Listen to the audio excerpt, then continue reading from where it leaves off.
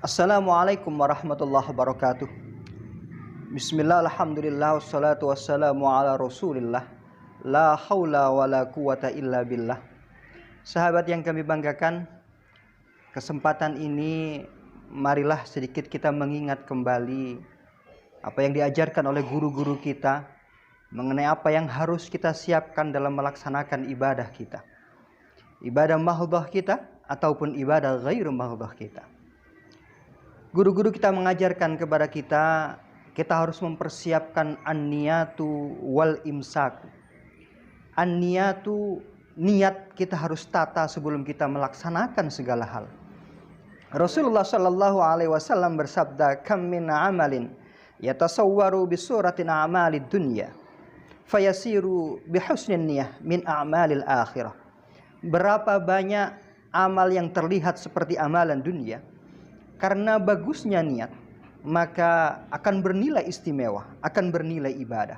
Sebaliknya, kam min amalin yatasawwaru bisuratin a'malil akhirah, fayasiru min a'malid dunya bisu'in niyah.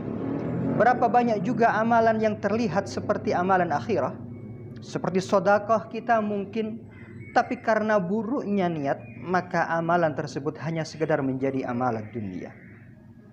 Sebagai pengingat bagi kita bahwa amalan apapun, jika kita hiasi dengan niat yang baik, maka amalan tersebut akan bernilai menjadi amalan ibadah.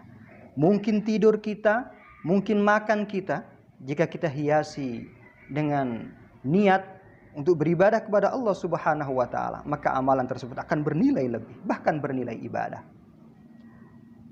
Niat yang baik adalah pangkal dari keselamatan hidup kita di dunia dan di akhirat. Pesan pertama dari guru-guru kita.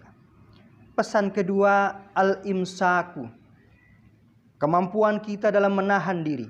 Kemampuan kita dalam mengendalikan diri. Kemampuan kita mengendalikan diri, menahan diri untuk tidak menyakiti orang lain. Dewasa ini kita sering diingatkan agar kita berhati-hati dengan lisan kita. Tapi di saat ini kita harus lebih berhati-hati dengan jari jemari kita. Terkadang lisan kita, jari jemari kita secara tidak sengaja bisa menyakiti orang lain. Yang kedua, menahan diri, mengendalikan diri untuk tidak mencampuri urusan yang kita sendiri tidak faham duduk perkaranya. Sesuatu yang mungkin kita hanya faham separuh-separuh, tapi karena terdorong nafsu, terdorong emosi, kita ikut berkomentar. Jari jemari kita ikut mengetikkan sesuatu di kolom komentar. Maka kita harus berhati-hati dengan itu. Karena wala taqfu ma laysa laka bihi ilm, innas sam'a wal basara wal fuada kullu ulaika kana anhu mas'ula. Janganlah kamu mengikuti sesuatu yang tidak kamu ketahui, karena pendengaran, penglihatan, dan hati nurani, semua itu akan dimintai pertanggungjawabannya oleh Allah Subhanahu wa Ta'ala. Maka berhati-hatilah.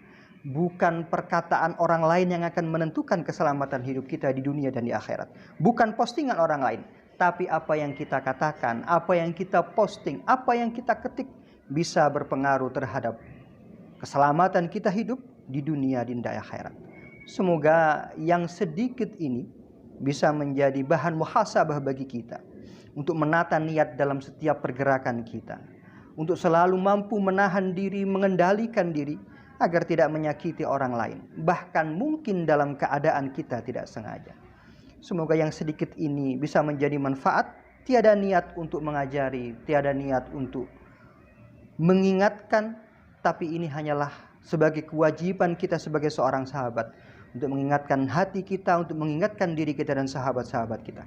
Semoga menjadi manfaat. Al-afu minkum. Assalamualaikum warahmatullahi wabarakatuh.